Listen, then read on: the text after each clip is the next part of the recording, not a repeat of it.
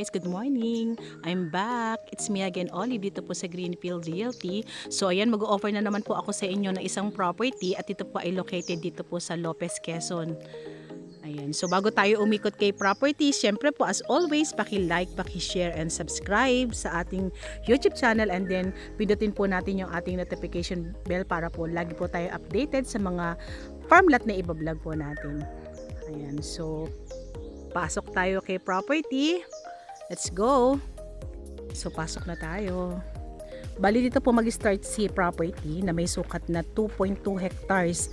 Kung makikita niyo po itong niyog na to, ayan, yung dalawa na yan. So dyan po mag-start yung property natin.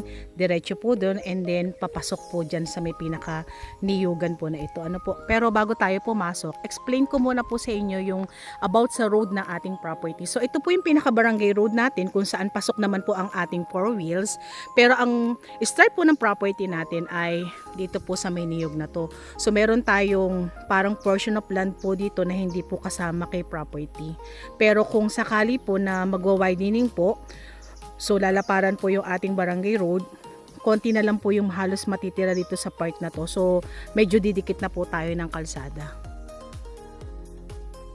So meaning po wala po tayong frontage. Pero kagandahan, I think mga nasa 4 steps lang po, nandito na po tayo sa pinaka area. Ito po.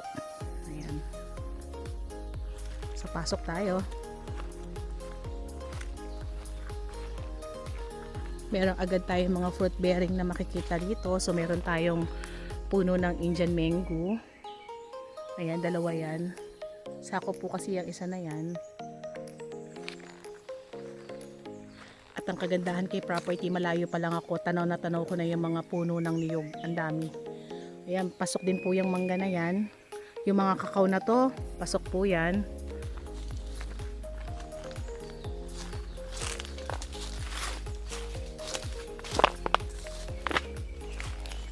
Uy, may mangga pa rin. Ayan, dami mangga. Meron tayo mga puno ng langka.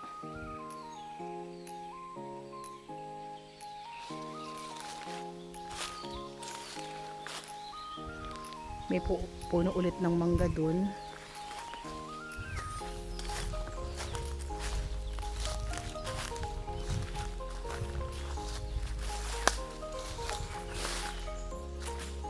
Kanulukad lang nila. So, ayan.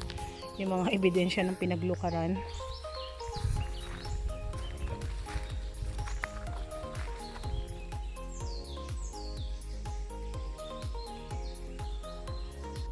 So yan, kung mapapansin niyo yung mga puno ng kawayan na yan, sakop din yan. And then ito, meron tayo ditong mga puno ng rambutan.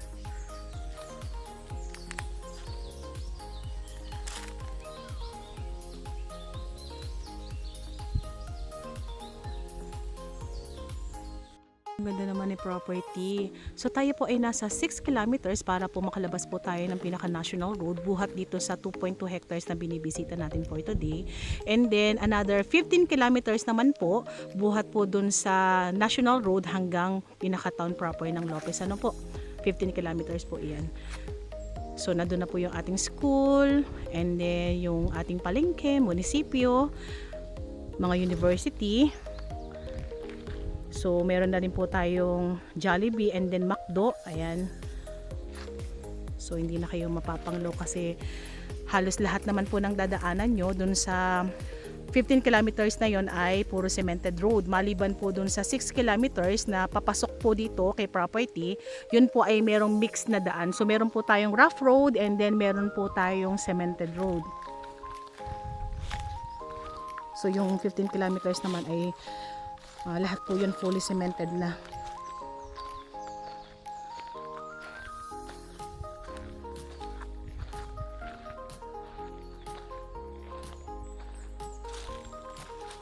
Ang ganda.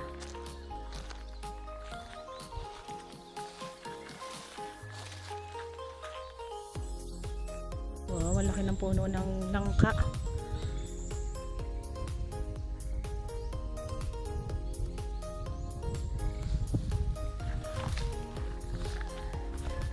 Meron tayong mga ilang puno ng pili.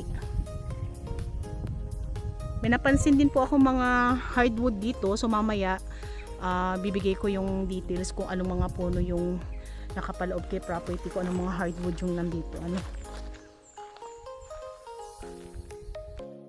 Ayan. So may mga nakita pa akong ilang fruit bearing na nakapaloob kay property. Meron tayong puno ng dalandan, bayabas, meron tayong dalongyan,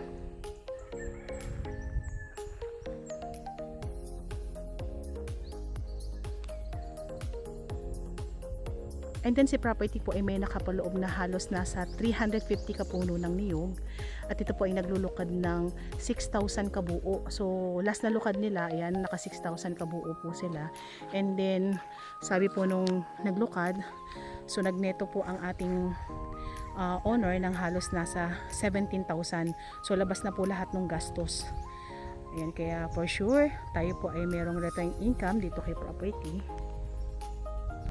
Yan, nandito na kami sa part ng parang kalagitnaan ni property. Pero ganun pa rin, maganda pa rin yung pinaka-itsura niya. Kung mapapansin niyo po yung puno ng mangga na yan at puno ng mangga na yun, yan po yung pinaka-boundary natin to another property. Tapos hanggang dito lang po tayo sa part na to. Yung pasukal na yun, hindi na po yun kasama.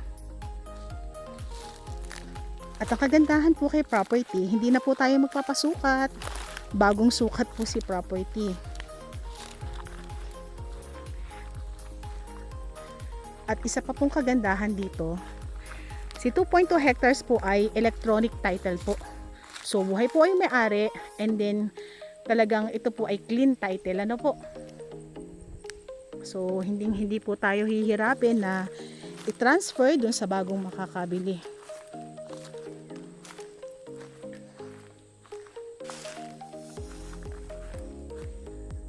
Puno ng langka.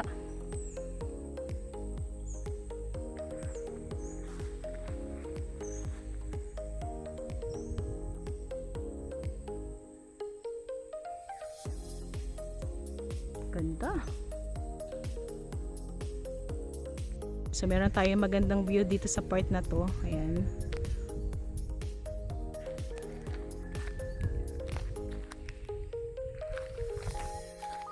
Punta naman tayo dun sa part na yun, kasi meron daw overlooking dun. So overlooking lover tayo, kaya let's go. So habang naglalakad tayo papunta dun sa overlooking, explain ko naman po about sa sasagutin ng ating seller at sasagutin ng ating buyer kung sakaling tayo po ay magkakabentahan. So ang sasagutin po ng ating buyer ay deed of sale and transfer. So sagot naman po ng ating seller ang capital gain tax, and then hindi na po tayo magpapasukat kasi kapapasukat lang naman po ng ating seller. So yun po, ang sasagutin lang po ng ating buyer ay yun pong ating transfer at deed of sale. So kagandahan nga po kasi ng documents itong property na to, kagaya na nasabi ko kanina, clean title po tayo, electronic title. So wala po tayo magiging hassle sa pagpapatransfer kung sakaling may makakabili po nito.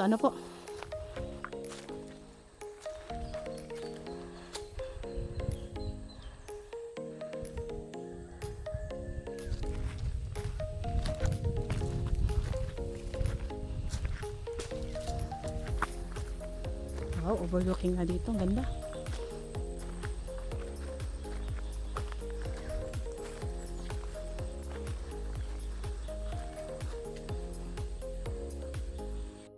This is it. Nandito tayo sa may pinaka-overlooking ni property. Ang ganda.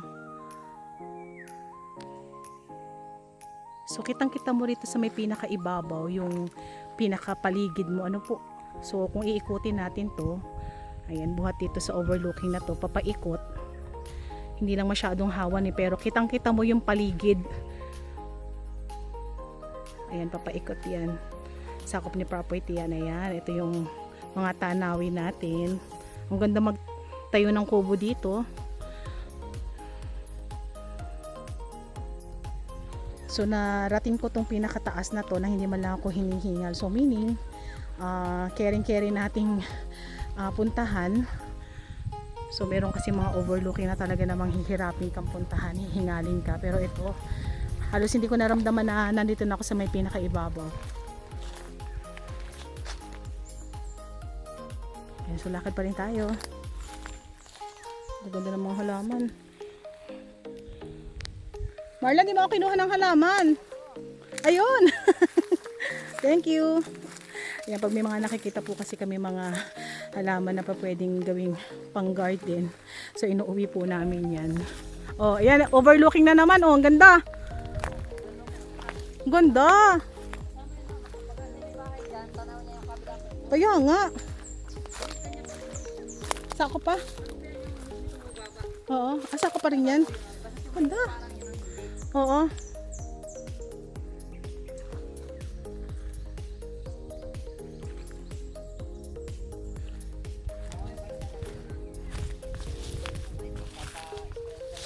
Oo, konting linis lang ano. Pero sa may unahan malinis naman eh. Sprayan lang na ano, pamatay damo. Ganda. Yan sa mga buyers po natin na naghahanap ng ganito kagandang property.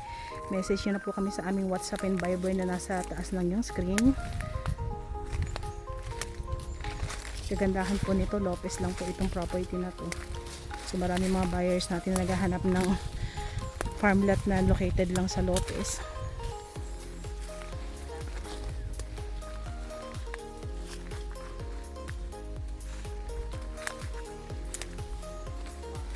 Oo, ganda. Kung maisipan po nating pasyalan si property at kung tayo po ay magagaling from Manila, tayo po ay magta-travel lang ng halos nasa 5 hours kung tayo pa ay may sariling sasakyan. Pero kung magko-commute naman tayo, yan po ay nasa 5 to 6 hours po, ano po. Basta mabilis lang po yung takbo ng bus. Yan, so umikot na kami dito sa may pinakalikod ni property. At kung papansin nyo po yung niyog na yan na may X, bali po yan po yung pinaka-boundary niya to another property. Iba na po may-ari nun, hanggang dito lang po tayo. And then kasakop na naman po natin yung puno ng mangga na yan. Diretso po yan, hanggang dun. Kung saan makikita nyo yung nakahilerang niyog na yan, hanggang dun na po yan. Ano po? So talagang kabisado na nung ating guide itong si property, kasi kasama rin po siya kasing nagsukat dito. And then siya na rin po yung caretaker. Ang ganda.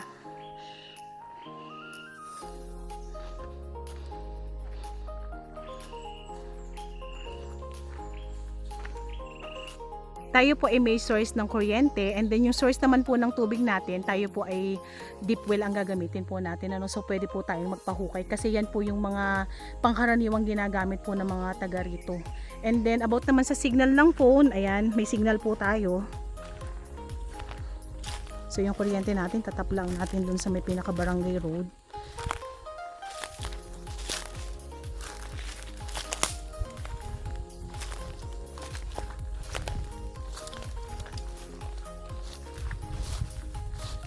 Siguro I think yung puno ng mangga natin hindi lang nasa 10 yung nakapaloob dito. Ang dami talaga.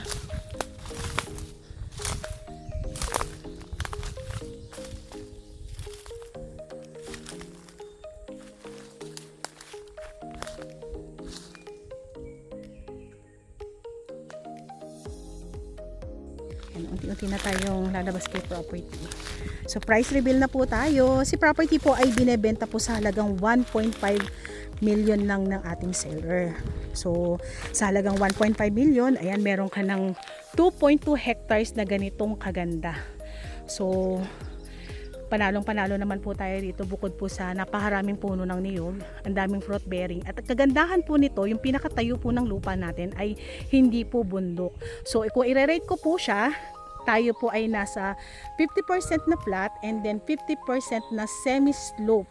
Meaning po, pwede pa rin po ito sa ating mga buyers na medyo may edad. Hindi pa rin kayo hihiraping ikutin si property, ah.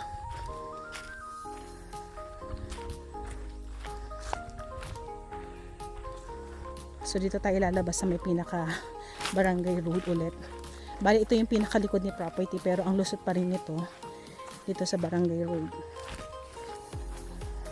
So yung malinis na nilalakaran natin, yan yung sakop ni property. Umikot lang tayo.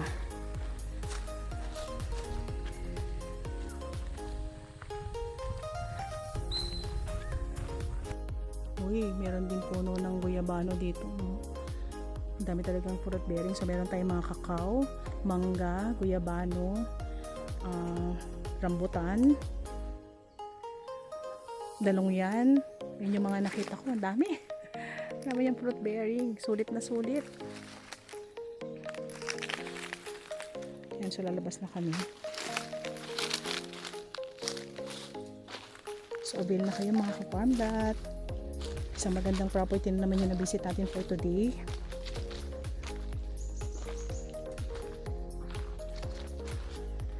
So bago tayo mag-end ng ating vlog, ulitin ko lang po, tayo po ay available pa rin ang ating mga subdivided lots located at Lopez, Quezon and Tagawayan, Quezon po. Ano po?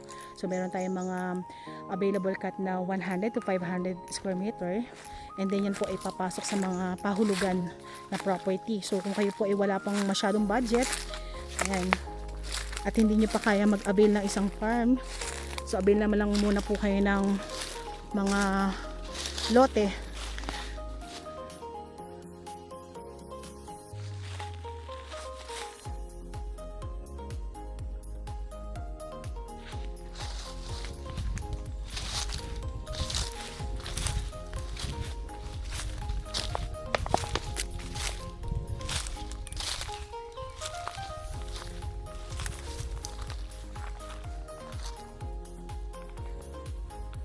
Thank you for watching.